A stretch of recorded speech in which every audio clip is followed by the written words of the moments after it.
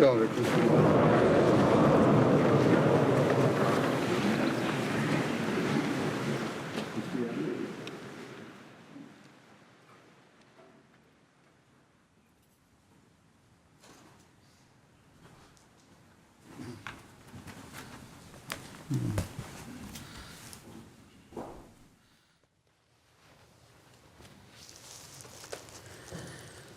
الله أكبر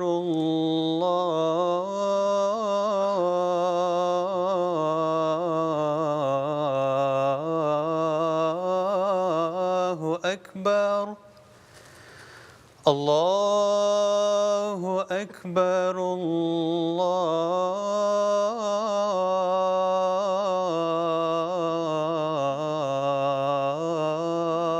الله أكبر أشهد أن لا إله إلا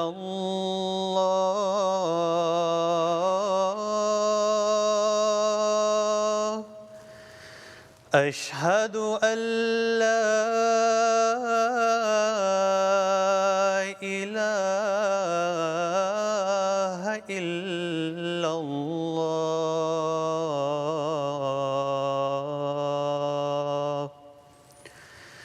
أشهد أن محمدًا رسول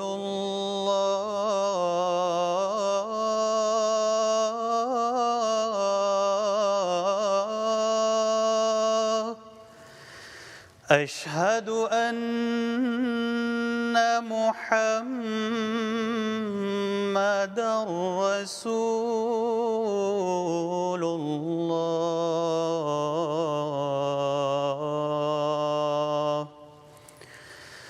حي على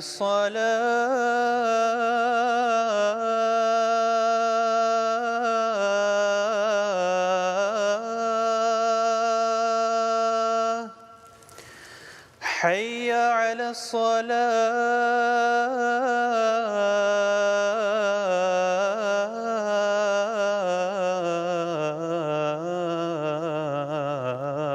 الصلاة حي على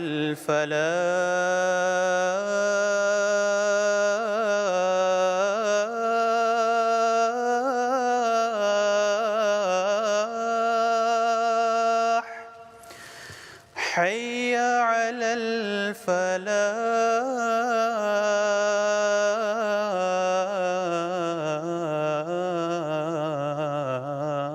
الفلاح الله أكبر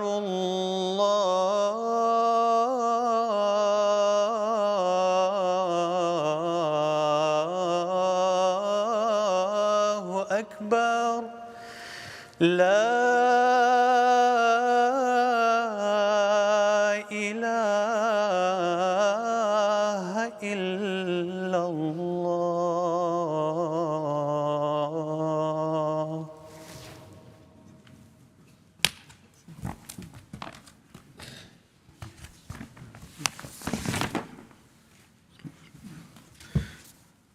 السلام عليكم ورحمة الله. أشهد أن لا إله إلا الله وحده لا شريك له وأشهد أن محمدًا عبده ورسوله أما بعد فأعوذ بالله من الشيطان الرجيم بسم الله الرحمن الرحيم الحمد لله رب العالمين الرحمن الرحيم مالك يوم الدين إياك نعبد وإياك نستعين اهدنا الصراط المستقيم صراط الذين أنعمت عليهم غير المغضوب عليهم ولا الضالين.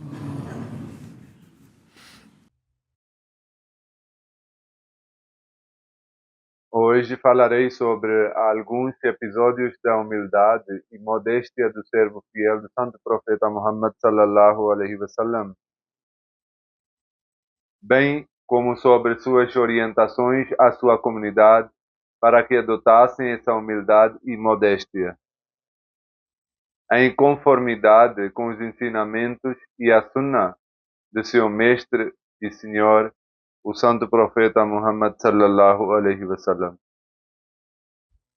Ao observar o elevadíssimo padrão de humildade do Messias Prometido alaihi salam, Deus Todo-Poderoso revelou um testemunho dessa qualidade em 18 de março de 1907. A revelação é que os caminhos humildes agradaram a ele. Em certa ocasião, o Messias Prometido alaihi salam afirmou: foi-me revelado que este humilde servo é em sua pobreza, humildade, confiança em Allah, espírito de sacrifício, sinais e luzes divinas, um reflexo da primeira vida do Messias, Jesus. A natureza deste humilde servo e a natureza do Messias mostraram-se extremamente semelhantes, como se fossem dois pedaços da mesma essência, ou dois frutos da mesma árvore. Há entre eles um grau tão elevado da união, uma semelhança tão profunda, que na visão espiritual a distinção entre ambos é extremamente sutil. Além disso, extremamente também existe uma semelhança externamente. O Messias foi um seguidor e servo da religião de um profeta perfeito e grandioso, Moisés alaihi salam, e o seu evangelho era um ramo do Torá. Da mesma forma, esse humilde servo também é um servo daquele glorioso profeta que é o líder dos mensageiros e o mais excelente dentre todos os profetas. Certa vez uma pessoa apresentou-se diante do Messias Prometido, alaihi salam, que Jesus havia se esforçado muito na redação do livro Hakikatul Wahi, que foi escrito nos últimos anos da sua vida, que em repetida leitura e provas do livro, que causou uma fadiga e que ele deve descansar agora. Por isso, sugeriu descansar, mas o Messias Prometido alaihi salam disse: nossa fadiga não é nada, sentimos vergonha quando olhamos para os esforços do companheiro do profeta, que com quanta alegria chegaram até mesmo a entregar suas próprias vidas no caminho de Deus. Em outra ocasião, ele disse: pessoas de pouco entendimento levantam a objeção que eu exagero ao mencionar minhas posições espirituais. Ou seja, alegam que o Messias Prometido está elevando demais seu próprio status. Ele diz: juro por Deus que não existe em minha natureza, nem em meu caráter, o desejo de receber elogios, ao de sentir satisfação, ao manifestar minha própria grandeza. Sempre preferi uma vida de humildade e anonimato. Porém, isso está além do meu controle e da minha capacidade, pois foi próprio Deus Todo-Poderoso quem me trouxe à vista das pessoas toda a exaltação, louvor e grandeza que ele manifestou a meu respeito em sua palavra, que foi revelada a mim, vieram dele. Ele diz: todo esse louvor e toda essa grandeza pertencem na realidade ao santo profeta Muhammad sallallahu alaihi wasallam. O Messias Prometido alaihi salam também costumava aconselhar os novos convertidos sobre os ensinamentos islâmicos de humildade e simplicidade. É registrado que 22 de outubro de 1903, um australiano recém-convertido ao Islã, chamado Muhammad Abdul Haq, compareceu à presença do Messias Prometido. Durante a conversa, o Messias Prometido alaihi salam diz: um de nossos princípios é que vivemos uma vida simples. Nossa comunidade está livre de todos aqueles excessos e formalidades que a Europa moderna transformou em necessidade da vida. Não somos escravos de costumes e tradições. Observamos os costumes apenas até o ponto em que abandoná-los possa causar algum prejuízo ou levar a algum pecado. Ou seja, quando não houver risco de causar sofrimento a alguém, nem de cometer pecado, então, quanto à alimentação, à bebida e ao mundo de sentar e conviver, preferimos uma vida simples. Esses são elevados padrões de humildade que ele desejava cultivar na comunidade. Em uma ocasião ele disse, deve-se adotar humildade. Aprender humildade não é difícil. O que há para aprender nela? O ser humano por si já é humilde. Ele foi criado para a humildade. Allah diz, وَمَا خَلَقْتُ الْجِنَّ وَالْإِنسَ إِلَّا لِيَعْبُدُونَ. Eu não criei o jinn e os seres humanos senão para que me adorem. Arrogância e coisas semelhantes são artificiais. Se a pessoa remover essas artificialidades, então verá que sua natureza é, na verdade, a humildade. Portanto, esse é o princípio por meio do qual também se alcança proximidade de Allah. Ao exortar as pessoas de adotar humildade, ele diz, bem-aventurados aqueles que se consideram os mais insignificantes e humildes de todos, que falem com modéstia e honram os pobres e necessitados, que tratem os humildes com respeito, que jamais zombem de outros por maldade ou arrogância, que se lembram de seu Senhor generoso e caminham sobre terra com humildade. Repetido inúmeras vezes que para essas pessoas que a salvação foi preparada. Aquele que não sair ainda neste mundo do inferno de maldade, da arrogância, do amor próprio e orgulho, da ganância e de moralidade, jamais sairá dele no outro mundo. Ou seja, as boas ações praticadas neste mundo serão as mesmas que beneficiarão as pessoas no outro mundo. Ele diz, o que posso fazer? De onde trago as palavras que sejam eficazes para os corações deste grupo? Isto é, daqueles que me seguem. Ó Deus, concede-me palavras assim e inspira-me discursos que derramem sua luz sobre esses corações. Por meio de sua propriedade curativa, removem o veneno que há nele.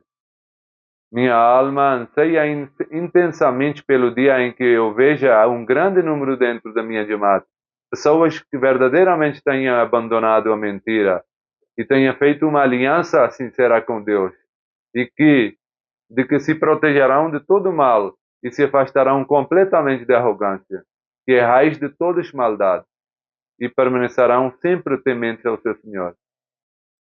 Há algumas pessoas que têm o desejo de ocupar os lugares da frente, seja em reuniões, durante a Jalsa ou em outros eventos. Em alguns Jalsas, por exemplo, existem áreas específicas, como a área verde ou outros setores, onde algumas pessoas demonstram um desejo especial de sentar mais à frente. Se o objetivo for estar mais próximo de califa para ouvir melhor, isso é compreensível. Porém, às vezes, sentimentos de ego também se misturam a esse desejo. Isso não deve acontecer, especialmente porque acaba criando dificuldades para aqueles que são responsáveis pela organização. De qualquer forma, aconselhar aquele que possui esse tipo de desejo, Messias Prometido disse, o ser humano deve, ao chegar a algum lugar, escolher para si um lugar simples e humilde. Se ele for merecedor de um lugar melhor, o próprio anfitrião chamará e oferecerá um lugar apropriado. Se houver um sistema estabelecido para acomodação e alguém desejar sentar mais à frente, não há problema em apresentar um pedido. O sistema pode dizer, envie a sua solicitação e nós analisaremos. Contudo, se a solicitação não for aprovada, ou se por alguma razão organizacional ele tiver recusado, então as pessoas devem aceitar, sem ressentimento ou queixa. A humildade também é necessária para a humildade é preciso alcançar o amor de Deus Todo-Poderoso. O Messias Prometido, Islam disse, ninguém pode alcançar o amor de Allah e sua aprovação enquanto certas qualidades não forem desenvolvidas dentro da pessoa. A primeira dela é destruir o orgulho, assim como uma montanha elevada que ergue sua cabeça para o alto, ao desabar, torna-se nivelada com a terra. Da mesma forma, o ser humano deve afastar todo pensamento de arrogância e maldade. A segunda condição é que todos os antigos vínculos sejam rompidos. Da mesma forma que a montanha, ao desmoronar, fica despedaçada. Ele então menciona a palavra mutasaddi'an.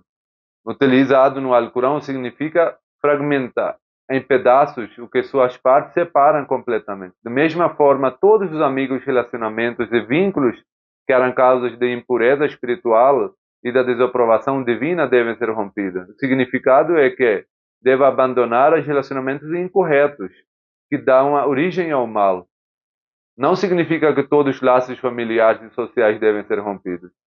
O propósito é eliminar aqueles vínculos errados, para que surja a inclinação a Deus Todo-Poderoso. A partir daí, seus encontros e amizades, afetos e até suas inimizades sejam somente por causa de Allah. Em outra ocasião, ele afirma: para proteger do pecado, Deus ensinou a oração Iyyaka na'budu wa iyyaka nasta'in. Somente a ti adoramos e a ti imploramos ajuda. Aquele que continua suplicando diante de Allah com humildade, então recebe a ajuda do próprio Allah. Nesse contexto, ele narra uma história. Havia um homem muito devoto que fazia muitas orações e súplicas. Ele costumava rezar: "Oh Allah, liberta-me dos pecados." Depois de suplicar por muito tempo, começou a pensar que o que seria a forma mais elevada de humildade. Como pode alcançar? Após pensar muito, concluiu que não havia criatura mais humilde que um cão. Então começou a chorar imitando o som do cão. Outra pessoa ouviu aquele som e pensou que um cão tivesse entrado na mesquita. Temendo que algum utensílio pudesse ser contaminado, foi verificar e viu que não tinha o cão, apenas aquele devoto que estava lá. Ele perguntou: ouvi um cão chorando aqui, quem era? Ele respondeu: eu sou esse cão. A pessoa então perguntou: por que você estava chorando dessa forma? Ele respondeu: Allah aprecia a humildade. Por isso eu pensei que talvez minha humildade fosse aceita e se eu me colocasse nessa condição. De qualquer forma, esse era o entendimento dele. Mas o entendimento dele era para que ele mostrasse a humildade e para alcançar a proximidade de Allah. Nesse mesmo contexto, ele diz: o ser humano, que é uma criatura humilde por natureza, acaba devido à má consequência das ações, considerando-os grandes. A arrogância e a altivez passam a fazer parte do seu caráter. Enquanto o ser humano não se considerar o melhor dos outros no caminho de Allah, não poderá alcançar a salvação.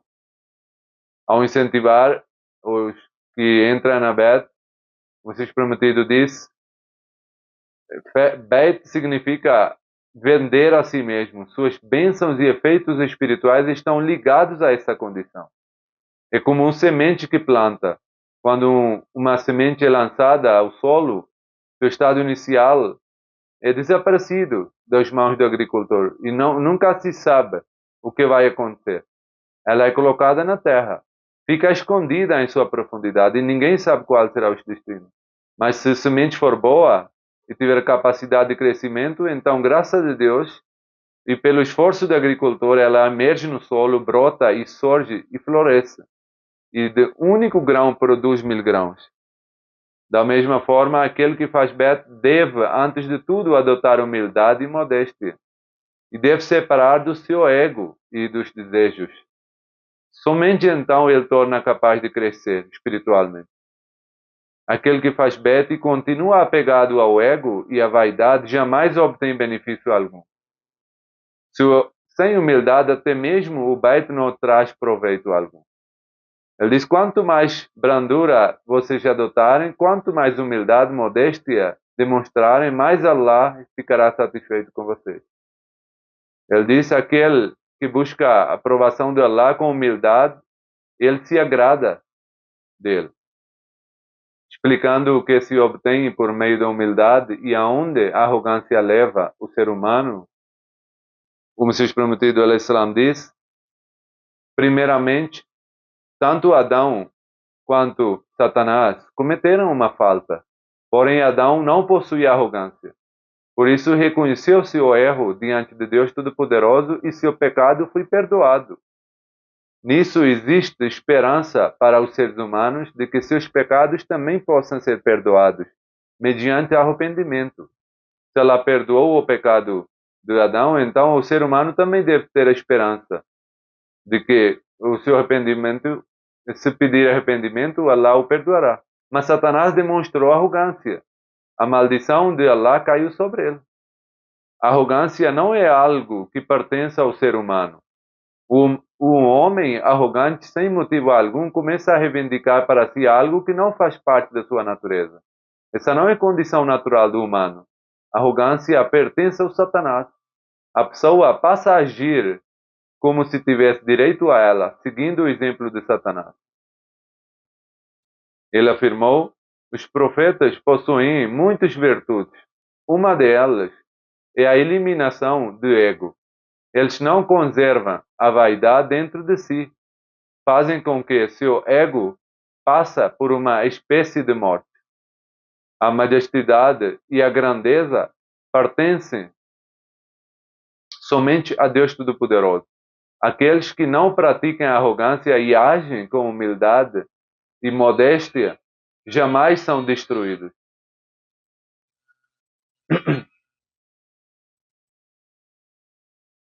Em outra ocasião, ao exortar as pessoas de adotarem humildade, ele disse: atualmente ainda existem muitas pessoas na comunidade, no Jamaat, que ao ouvirem uma pequena observação contrária dos seus desejos, imediatamente se exaltam. No entanto, é extremamente necessário controlar todos esses impulsos para que a mansidão e tolerância sejam desenvolvidos no seu caráter. Observa-se que quando surge uma discussão, questões insignificantes, cada um procura derrotar o outro. Cada um pensa como sair vencedor na discussão. Em situação assim, deve-se evitar o impulso do ego e, para eliminar a discórdia, a pessoa deve conscientemente aceitar até mesmo alguma humilhação em questões pequenas. Jamais deve tentar humilhar o próprio irmão para vencer uma disputa. Se analisarmos nossa própria vida, veremos que existem muitas pessoas que possuem esse falso senso de honra e orgulho pessoal. E por isso que os conflitos acabam aumentando. Porém, se alguém deseja alcançar a proximidade de Allah, precisa libertar-se dessas atitudes. Alguns chegam até mesmo tentar prejudicar os outros. Às vezes apresentam queixas de forma distorcida, dizendo que houve uma discussão em determinado lugar e alguém falou desagradável, então passam a procurar maneiras de prejudicar a outra pessoa, tentando envolvê-la injustamente em alguma acusação falsa ou na punição sem justificativa. Em certa ocasião, ao apresentar o exemplo daqueles que adotam a humildade e depois falecem, o Messias Prometido a.s. disse: a morte está destinada a todos. Um dia todos terão a partir desse mundo. Mais cedo ou mais tarde. Esse será o destino de cada um. Porém, aqueles que morrem em pobreza, sem ostentação, vivendo simplicidade e humildade, para recebê-los, o próprio paraíso parece avançar em sua direção. Foi apresentado sobre Lázaro, o relato que Jesus apresentou sobre Lázaro. Quem era Lázaro? Esse acontecimento está registrado no Evangelho de Lucas. Havia um homem rico que vestia de púrpura e de linho fino, usando roupas luxuosas e delicadas. Todos os dias vivia em alegria, conforto e grande esplendor. Também havia um pobre chamado Lázaro que estava coberto de feridas e úlceras, sofria de uma enfermidade da pele e era colocado à porta desse homem rico. Ele esperava que a comida que sobrasse fosse lançada fora para que pudesse comer dela. Além disso, até os cães vinham lamber suas feridas. Ele era tão fraco e debilitado que nem conseguia afastá-los. Por fim, conforme relata a Bíblia, aquele pobre morreu e os anjos o levaram para o seio de Abraão, para o colo de Abraão. O rico também morreu. e foi sepultado. A Bíblia relata que ele se encontrou em sofrimento no mundo dos espíritos, então levantou os olhos e viu Abraão, o profeta Abraão ao longe, e viu Lázaro junto dele, então clamou: Pai Abraão, tenha misericórdia de mim, envia Lázaro para molhar a ponta do dedo na água e refrescar a minha língua, porque estou sofrendo nesta chama. Abraão respondeu: Filho, lembras de que durante tua vida recebeste teus bens, enquanto Lázaro recebeu males. Agora, porém, ele é consolado aqui, e tu estás em tormento. O Messias Prometido, ﷺ, afirmou que esse é, por fim, o destino daqueles que vivem na arrogância. Ele, então, declarou: enquanto uma pessoa não tratar uma pobre e indefesa idosa com o mesmo caráter e a mesma consideração que demonstra a alguém de posição elevada, de linhagem nobre, ou de grande prestígio, e não se proteger toda forma de orgulho e altivez, jamais poderá entrar no reino de Deus. Além disso, ele afirma: o arrogante deseja sentar-se no trono de Deus, portanto, busquem sempre o refúgio contra esse traço detestável. Mesmo que todas as promessas de Deus estejam com vocês, ainda assim devem demonstrar humildade. Sim, mesmo quando existirem promessas divinas ao seu favor, continue a agir com humildade. Pois aquele que é humilde é o amado de Deus. Ao falar sobre humildade e modéstia, ele narra o seguinte episódio: a humildade e a simplicidade são qualidades excelentes. Aquele que, apesar de necessitado, demonstra arrogância, jamais alcançará seu objetivo. Deve adotar a humildade. Conta-se que o médico Galeno servia a um corte de um rei. O rei tinha o hábito de consumir alimento ruim. Galeno estava convencido de que aquela alimentação acabaria causando lepra ao rei. Por isso, constantemente o advertia. Mas o rei não dava atenção aos seus conselhos do médico Galeno. Cansado dessa situação, Galeno abandonou a corte e retornou à sua terra natal. Algum tempo depois, começaram a aparecer sinais de lepra no corpo do rei. Aconteceu exatamente aquilo que Galeno havia previsto. Então, o rei percebeu o seu erro e adotou uma atitude de humildade. Colocou seu filho no trono, vestiu roupas simples, com as de um mendigo, e partiu em busca de Galeno. Quando Galeno o viu, reconheceu a humildade demonstrada pelo rei, agradou-lhe muito, pois ele havia compreendido seu erro e havia ido procurá-lo. Então Galeno dedicou-se ao seu tratamento com todo o empenho. O Messias Prometido afirmou: ele se dedicou ao tratamento com todas as forças, então Deus concedeu a cura. Em uma das reuniões, ao mencionar uma revelação divina, ele deu a seguinte orientação. O relato registra: após a oração de alvorada, o Messias Prometido, ﷺ, veio a permanecer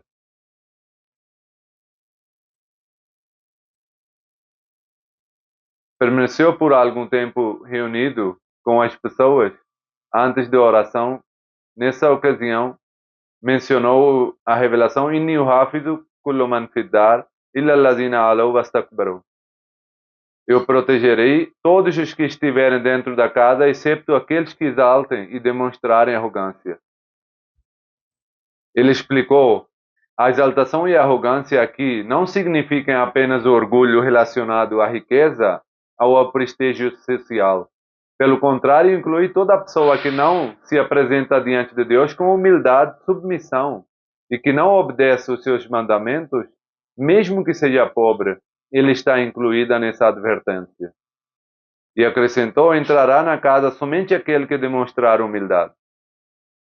Em outra ocasião, ele afirmou: quando o ser humano alcança sucesso e já não se encontra em estado de dificuldade e aflição, aquele que mesmo nessa situação continua humilde e lembra de Deus é uma pessoa completa. O Messias Prometido do Islã não apenas aconselhou a Jamaat sobre essas questões, mas também as demonstrou por meio do seu próprio exemplo. Como mencionei anteriormente, seu comportamento foi tão exemplar que agradou o próprio Deus Todo-Poderoso. Existem diversas narrativas que mostram essa humildade pessoal. Mirza Bashir Ahmad narrou que Mirza Sultan Ahmad Sahib lhe contou: nosso avô costumava oferecer uma cadeira ao nosso tio Mirza Ghulam Qadir Sahib quando ele participava das reuniões.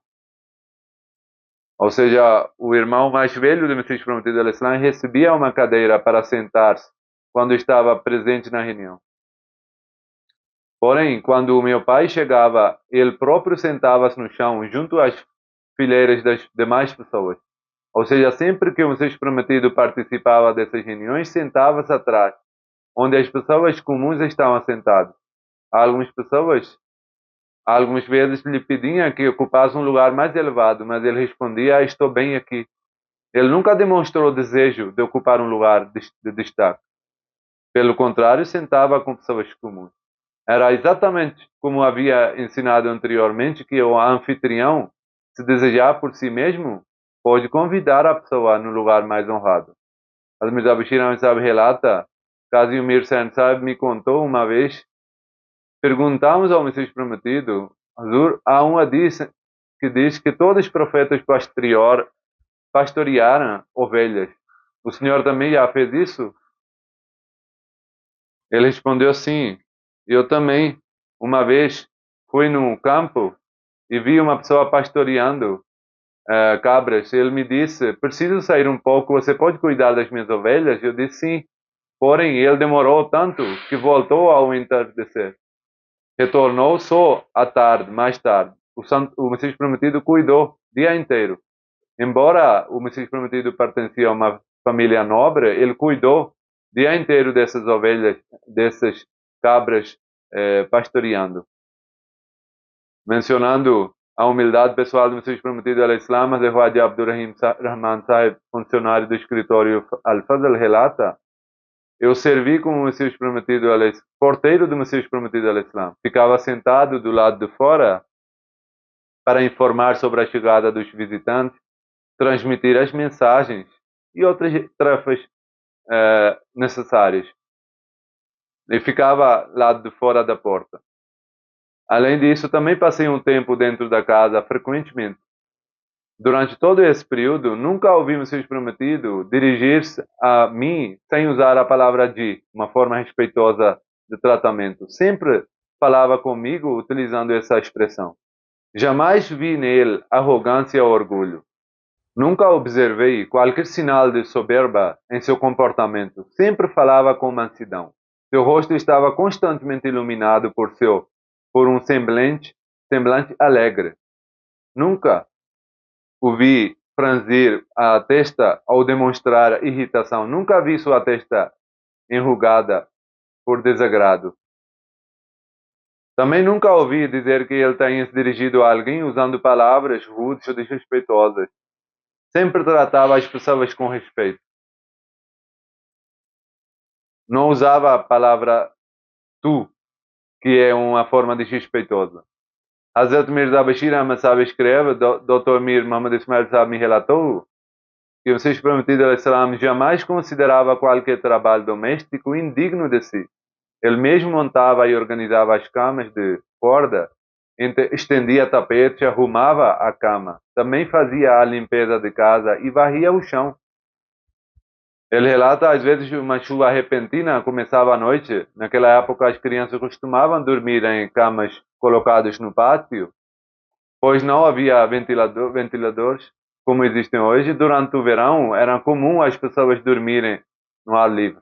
Quando começava a chover durante a noite, era necessário levar rapidamente as camas para a varanda coberta.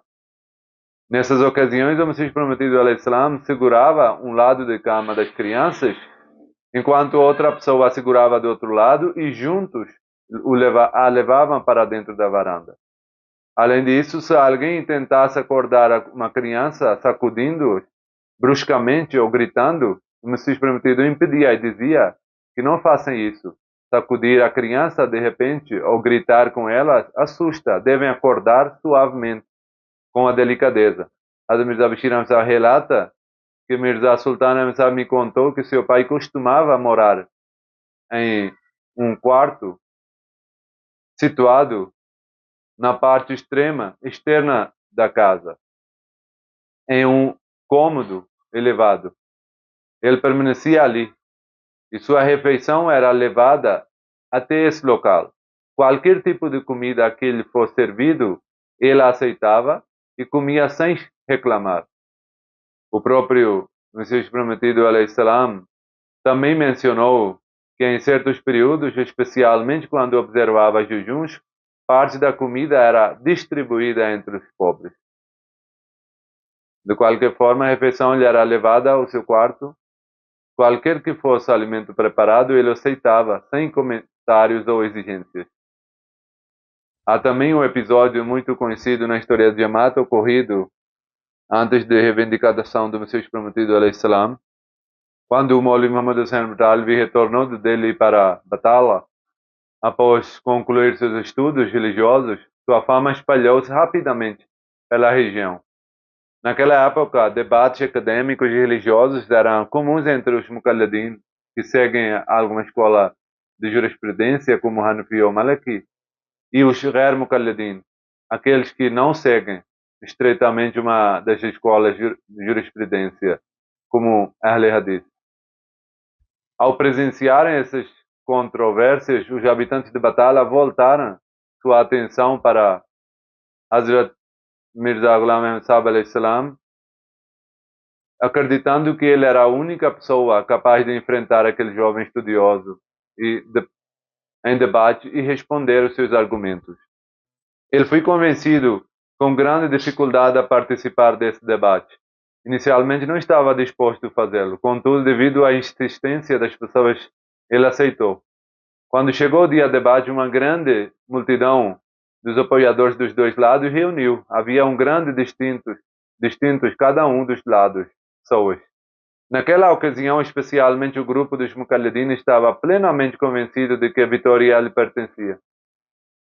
E, de certa forma, era natural que pensassem assim, pois acreditavam que havia trazido para o debate um sábio de grande reputação. Eles sabiam que Hazrat Mirza Ghulam Ahmad Sahib possuía uma capacidade extraordinária de argumentação.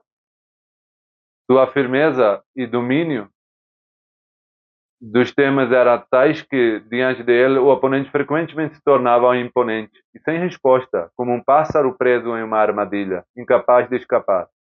Quando chegou a um local de debate, o Messias Prometido alayhi-salam perguntou ao Maulvi Muhammad Hussain Alvi quais eram suas crenças ou opiniões, para que fosse possível analisar o ponto de eventualmente serem refutados. Maulvi Muhammad Hussain respondeu: para mim, o sagrado Alcorão tem prioridade, depois os hadiths e depois os ensinamentos do profeta. A decisão deve ser tomada de acordo com ele. Ao ouvir essas declarações, o Messias Prometido alayhi-salam disse: segundo o meu entendimento, não há nada em suas crenças e opiniões que seja objetável, ou que necessita ser refutado.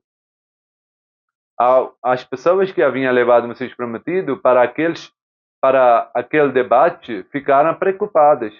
Pensaram que tal atitude poderia ser interpretado como uma derrota.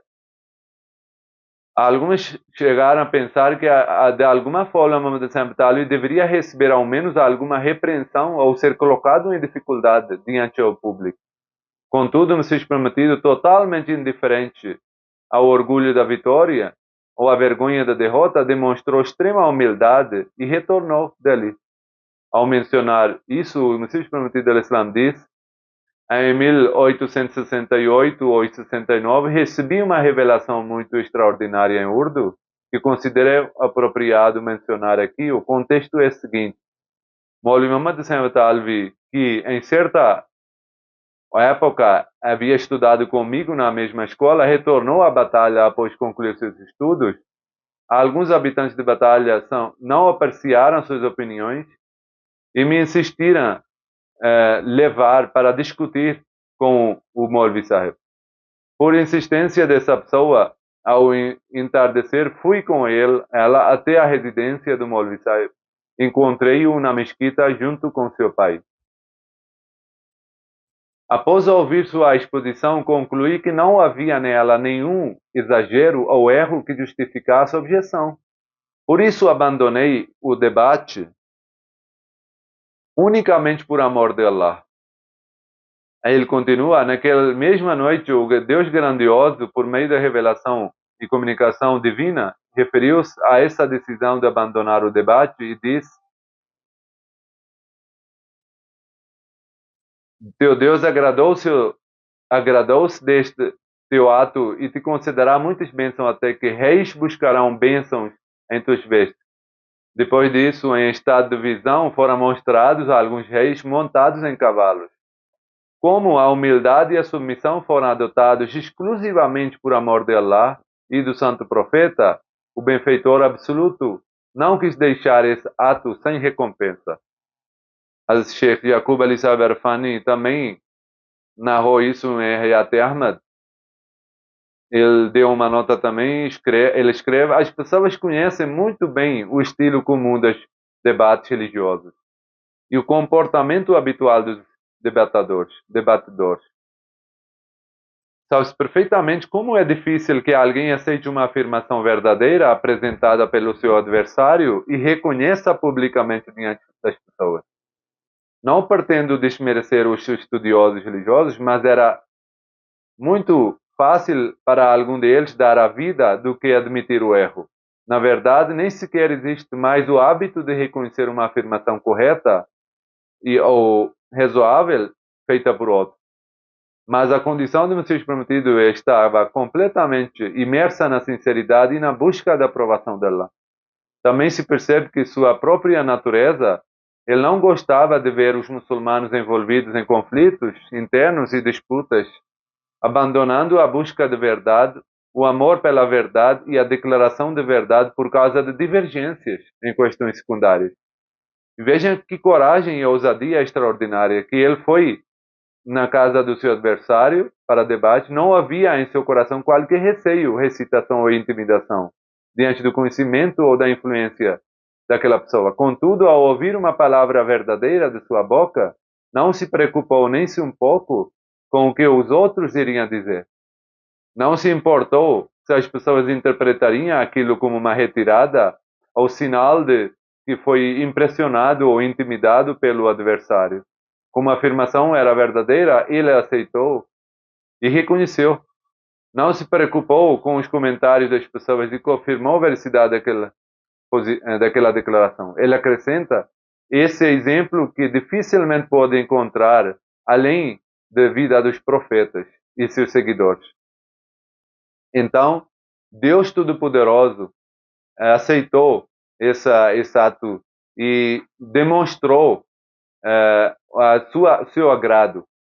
Então, Deus Todo-Poderoso, na sua revelação divina, disse que reis buscarão bênçãos em tuas vestes, em tuas roupas. Isso ocorreu numa época em que ainda nem sequer havia surgido a ideia de compilação de Ibrahim Ahmadiyya, quanto mais qualquer reivindicação futura. Nesse período, ele vivia praticamente desligado do mundo, já havia abandonado seu emprego, embora ele próprio não estivesse excessivamente preocupado com os meios de subsistência para o futuro. Foi justamente nesse momento, quando aparentemente nada existia em suas mãos e não havia qualquer sinal externo de grandeza ou influência, que recebeu a revelação: que reis buscarão bênçãos em tuas vestes. Nessa época, o vulnerável pai do Messias prometido ainda estava vivo. Em resumo, era uma fase de vida em que para uma pessoa voltada para o mundo existem muitas esperanças e ambições. Era uma idade de que todo tipo de pensamento relacionado ao amor próprio e desejo de destaque costuma estar em pleno vigor. Nessa fase, ele vai fazer um debate E ele reconhece quando tem uma afirmação verdadeira. Não pense no que as pessoas diriam. Nem se preocupou com o fato de que aquele homem era amplamente criticado por algumas pessoas. Ele próprio estaria apoiando alguém cuja posição já era intensa. Ele persegue.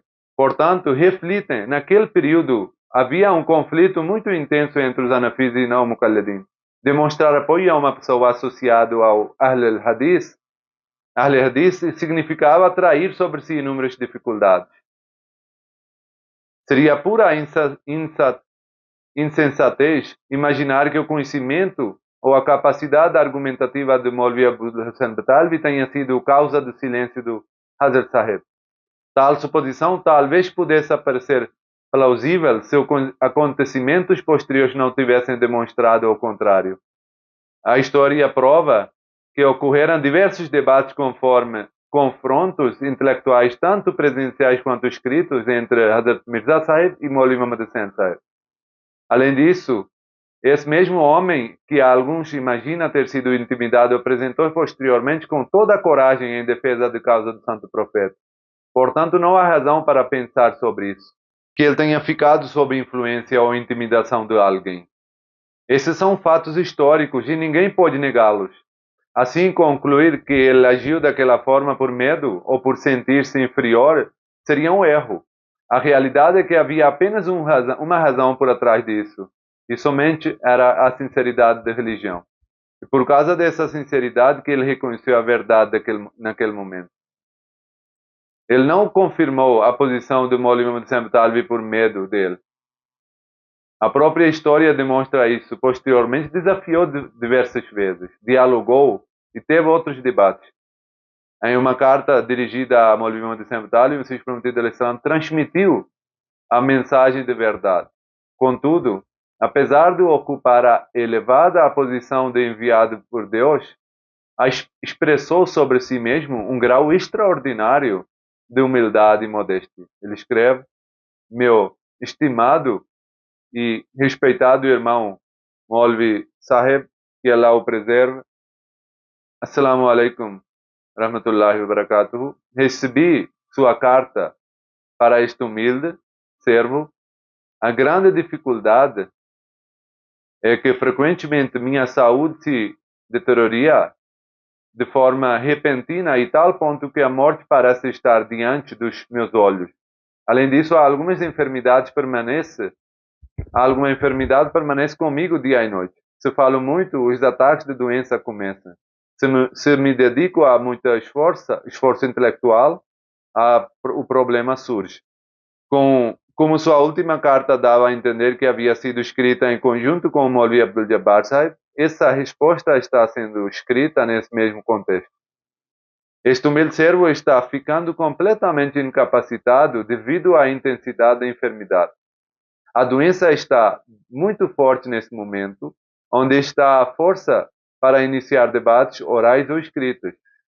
Somente pela graça de Deus foram escritos 3 livros: Fateh Islam, Tawziyah Maram e Azal-Awham. E mesmo eles foram produzidos de tal maneira que, a maioria das vezes, outra pessoa escrevia aquilo que eu ditava. Raramente aconteceu de eu escrever algo com minha própria mão. Nem sequer disponho de tanto tempo suficiente para revisar ou aperfeiçoar o texto. O seu conhecimento em hadith é vasto. Dirigindo o Maulvi Sahib, ele continua: esse humilde servo é uma pessoa iletrada e ignorante. Não possui devoção especial, nem exercícios espirituais. Não possui conhecimento, nem capacidade. Contudo, havia uma ordem proveniente. Ele está demonstrando tanta humildade aqui nessa carta. Havia uma ordem proveniente de todo Deus Todo-Poderoso, uma ordem definitiva e certa. Esse humilde servo apenas transmitiu. Aceitar ou não depende da opinião ou entendimento de cada um. Dessa forma, o Messias Prometido transmitiu essa mensagem com extrema humildade. Em uma carta publicada do Messias Prometido, dirigida a Hazrat Munshi Ahmad Jan Sahib, também encontramos uma manifestação da sua humildade. Ele escreve: recebi a gentil carta da Vossa Senhoria Não sou capaz de agradecer os favores de Deus, que proporcionou a este mais humilde dos servos, amigos tão sinceros e dedicados, cuja existência é para este insignificante uma fonte de honra e orgulho. Que Deus Todo-Poderoso mantenha feliz e próspero e recompense por essa sincera atenção e afeição. Esse humilde servo é extremamente inútil, insignificante e sem valor.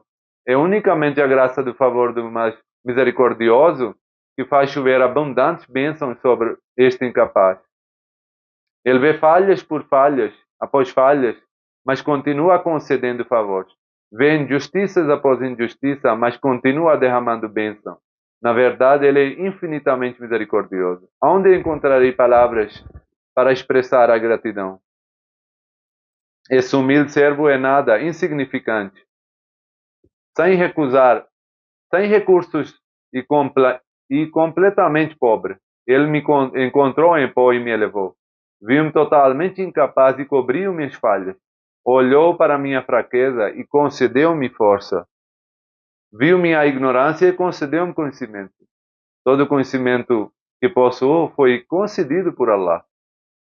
Ele derramou sobre mim favores que sou incapaz de contar. E uma das manifestações dessas graças é que colocou nos corações dos irmãos nobres, como o Senhor, amor por este humilde servo. Portanto, tenho esperança de que Ele próprio aumentará esse amor e continuará favorecendo todos aqueles que foram unidos a este vínculo, que fazem parte de Jamaat. Allah continuará concedendo-lhe progresso. Ao publicar essa carta, Sheikh Yaqub Ali Saberfani acrescentou a seguinte observação: essa carta demonstra claramente que o coração do Messias Prometido Al-Islam estava profundamente dominado pelo amor e pela grandeza do Deus Todo-Poderoso. Ao mesmo tempo, nela se manifesta de forma extraordinária sua humildade, simplicidade e modéstia. É o espírito de gratidão que se fala dentro das suas palavras. Quando o Messias Prometido reivindicou ser o Messias semelhante a Jesus, Maulvi Muhammad Hussain Talvi iniciou uma forte oposição contra ele. Passou a escrever cartas ao Messias Prometido usando palavras ofensivas e inadequadas e arrogantes. Dessa forma, em sua revista Ashatu Sunnah, começou a utilizar uma linguagem contrária ao bom comportamento. E disse que essa é uma fitna, que eu vou destruir.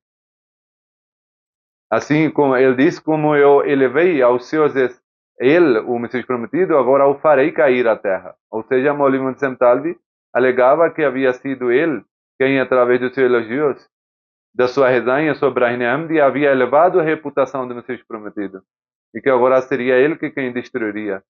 Contudo, com essa resposta ofensiva e arrogante, o Messias Prometido demonstrou tamanha paciência, tolerância e humildade, que, segundo o narrador, superou até mesmo o exemplo de paciência demonstrado por Jesus de Nazaré.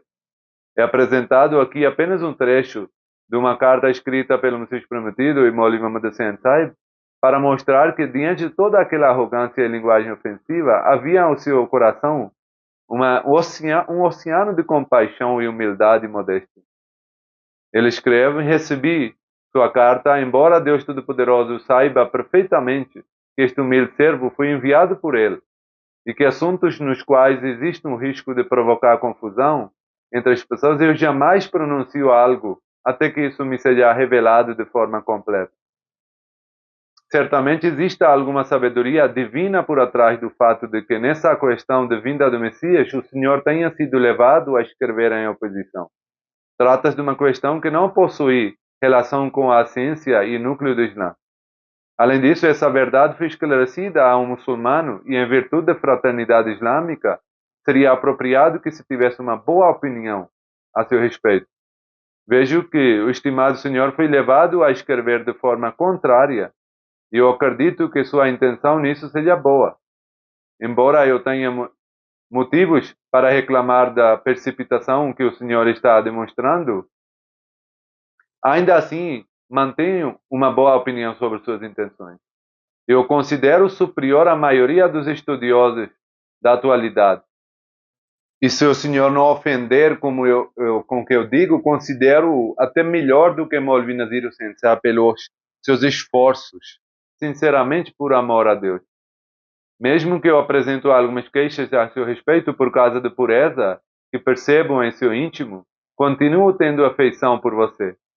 Se eu não for reconhecido, considerarei que esse será o destino que me foi determinado. Não tenho qualquer interesse em vitória ou derrota. Meu propósito não é obter triunfo, mas sim cumprir a ordem de Allah que foi dado para mim. Allah me ordenou que fizesse isso e fui em obediência à ordem dele.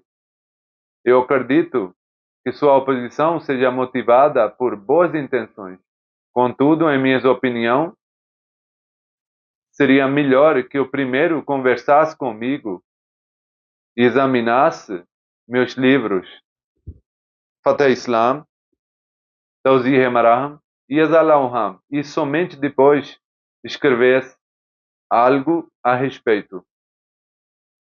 Não me causa tristeza nem desgosto que amigos como o senhor se disponham a se opor a mim, porque essa divergência de opinião também poderá ser um favor da verdade. Em favor da verdade. Talvez o senhor esteja lutando pela verdade. Por isso, primeiro leia meus livros. Agora tenho condição de encontrá-lo pessoalmente. Se o senhor vier em batalha, embora eu esteja doente e sofra de fortes tonturas e dor de cabeça, eu farei um esforço enorme para encontrar com o senhor. Minha saúde é suficiente para que eu possa viajar, mas continuo sofrendo de dores de cabeça. Mesmo assim, irei encontrá-lo. Em outra carta dirigida a Maulvi Saheb, o Messias Prometido al-Islam escreveu: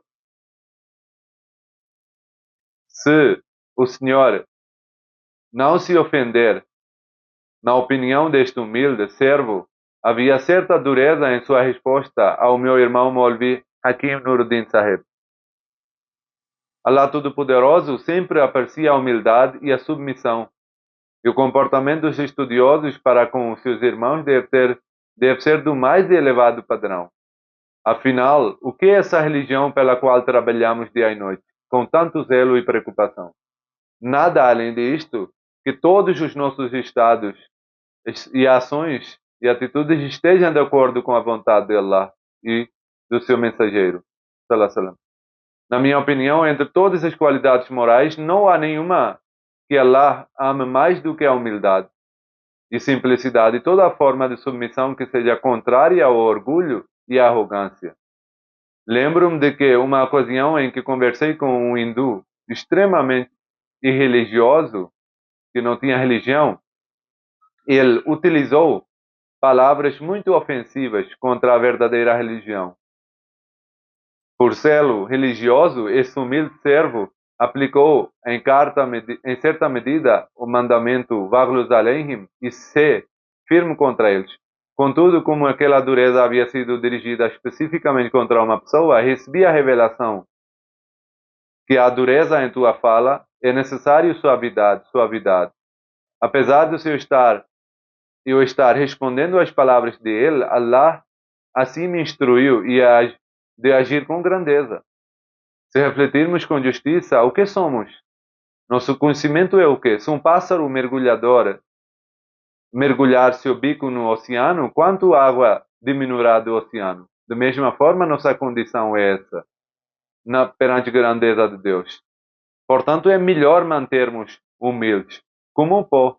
Quanto Nosso Senhor não aprecia orgulho e arrogância em nós? Por que deveríamos adotá-lo? Para nós, uma aparente desonra é melhor do que uma honra que nos torna alvo de ira a Deus. Assim, cada palavra e cada ação do Messias Prometido al-Islam estava repleta de humildade. Sua única preocupação era alcançar a aprovação de Allah, transmitir sua mensagem ao mundo e estabelecer a unicidade de Allah. Foi isso que ele repetidamente aconselhou os membros da comunidade. Adotem humildade, pois isso é para o vosso bem-estar, e é ela que vos proximará de Allah Todo-Poderoso. Que Allah Todo-Poderoso nos conceda a capacidade de trilhar nos caminhos de humildade. Amém. الحمد لله نحمده ونستعينه ونستغفره ونؤمن به ونتوكل